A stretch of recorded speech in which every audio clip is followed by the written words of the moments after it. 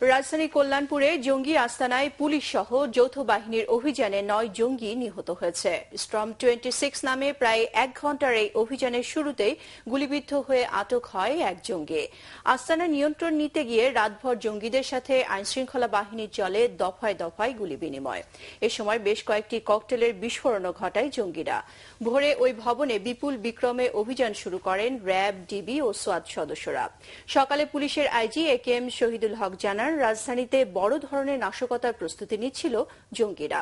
গুলশান অভিযানে নিহত জঙ্গিদের সাথে কল্যাণপুরে নিহত জঙ্গিদের মিল রয়েছে বলেও জানান তিনি। আরও জানাচ্ছেন ইমদাদুল্লাহ বাবু।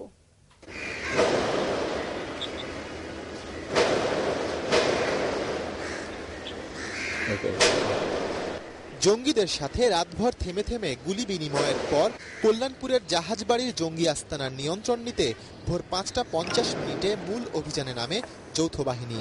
ডিবি, র্যাব ও সোয়াতের সমন্বয়ে বিপুল সংখ্যক সদস্য অংশ নেন এই অভিযানে। প্রায় ১ ঘণ্টার অভিযানে কয়েকশো রাউন্ড গুলি চালায় আইন শৃঙ্খলা বাহিনী। মুহুর্মুহু গুলির শব্দে কেঁপে ওঠে গোটা কল্যাণপুর।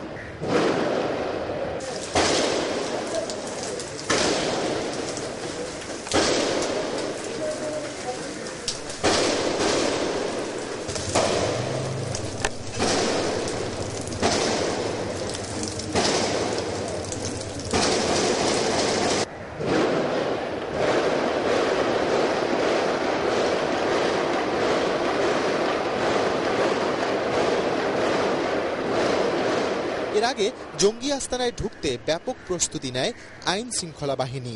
সাঁজোয়া যান ও ফায়ার সার্ভিসের ৩টি ইউনিটও যোগ দেয় অভিযানে। পুলিশ জানায়, সোমবার রাতে ব্লক রেইডের অংশ হিসেবে কল্যাণপুরে অভিযানে যান তারা।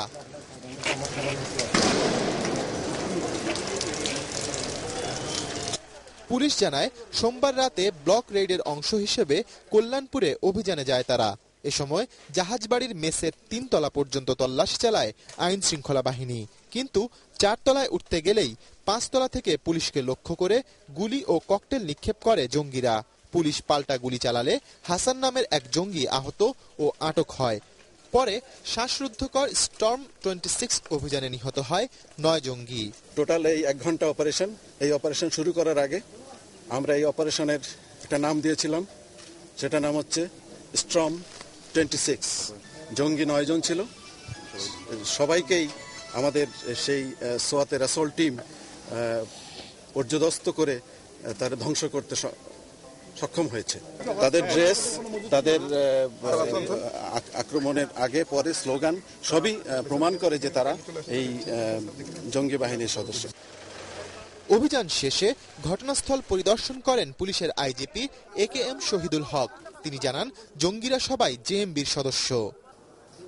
এদিকে পুলিশের গুলিতে আহত ও আটক জঙ্গি হাসানকে গুলিবিদ্ধ অবস্থায় ঢাকা মেডিকেল কলেজ হাসপাতালে পাঠানো হয়। ইমদাদুল্লাহ বাবু, এটিএন বাংলা, ঢাকা। দর্শক, এই মুহূর্তে কল্যাণপুরে আছেন আমাদের সহকর্মী শফিকুল ইসলাম শামীম। আমরা এখন কথা বলবো তার সাথে। শামীম, আমরা জেনেছি বোমা নিষ্ক্রিয়কারী দলের সদস্যরা সেখানে উপস্থিত আছেন, তো তারা সেখানে কি পেয়েছেন?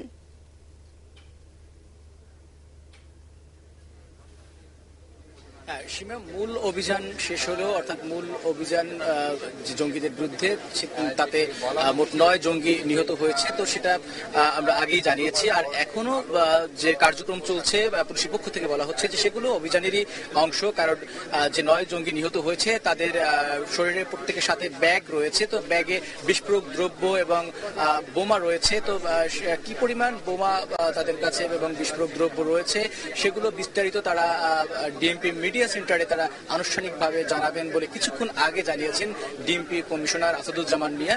তো একটি বিষয় হচ্ছে যে এই এলাকায় গতকাল মধ্যরাত থেকে যেহেতু ঘিরে রাখে আইন শৃঙ্খলা রক্ষাকারী বাহিনী, সেজন্য পুরো এলাকায় কিন্তু একটি থমথমে পরিস্থিতি বিরাজ করছে। এই পুরো এলাকার মধ্যে কয়েকটি শিক্ষা প্রতিষ্ঠান রয়েছে, বেশ কয়েকটি কোচিং সেন্টার রয়েছে।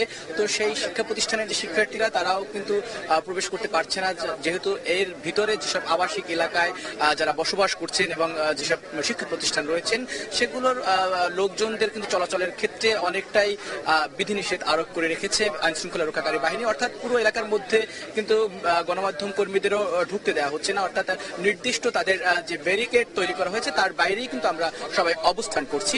আরেকটি বিষয় হচ্ছে যে 9 জঙ্গির প্রত্যেকের শরীরে কালো কাপড় পরা ছিল। অর্থাৎ গুলশান হোলি আর্টিজান রেস্টুরেন্টে যে হামলায় নিহত জঙ্গিরা রয়েছেন তাদের সাথে অনেকটাই সাদৃশ্য রয়েছে বলে আমাদেরকে পুলিশের মহাপরিদর্শক জানিয়েছেন। তো সেক্ষেত্রে তিনি দাবি করেছেন যে তারা প্রত্যেকেই ওই একই গ্রুপের সদস্য এবং এ কারণে তারা ধারণা করছেন যে তারা মূলত যে দেশীয় জেএমবি সেই জেএমবি সংগঠনেরই সদস্য এবং এখন পর্যন্ত কোনো বিদেশি সংগঠনের সাথে সংশ্লিষ্টতার কোনো প্রমাণ তারা পান। আর এখানে যে আইন শৃঙ্খলা রক্ষাকারী বাহিনী রয়েছেন তাদের পাশাপাশি ভিতরে বোম ডিসপোজাল যে টিম সেই টিম রয়েছে। এছাড়া সিআইডির ক্রাইম সিন ইউনিটও ভিতরে তারা তাদের যে তদন্ত কার্যক্রম সেটি চালাচ্ছেন। তো আমরা যতটুকু জানতে পেরেছি যে হয়তোবা আর 1.5 ঘন্টার মধ্যে এই যে 9 জঙ্গির মৃতদেহ তারা বের করবেন এবং অ্যাম্বুলেন্স কিন্তু সকাল থেকেই প্রস্তুত রাখা হয়েছে। অর্থাৎ 9 জঙ্গির মরদেহ পরিবহনের জন্য যে অ্যাম্বুলেন্স সেটি এখানে অনেক আগেই পৌঁছে গেছে। তো সব মিলিয়ে বলা চলে যে এই পুরো কল্যাণপুর এলাকায় একটি থমথমে পরিস্থিতি বিরাজ করছে এবং বর্তমানে এখানে কিন্তু ডিএমপি কমিশনার আসাদুজ্জামান মিয়া তিনিও সকাল থেকেই অবস্থান করছেন এবং তিনি পুরো বিষয়টি তদারকি করছেন। তো এই ছিল সীমা আমার কাছে এখানকার সবশেষ পরিস্থিতি। ধন্যবাদ শামীম আপনাকে।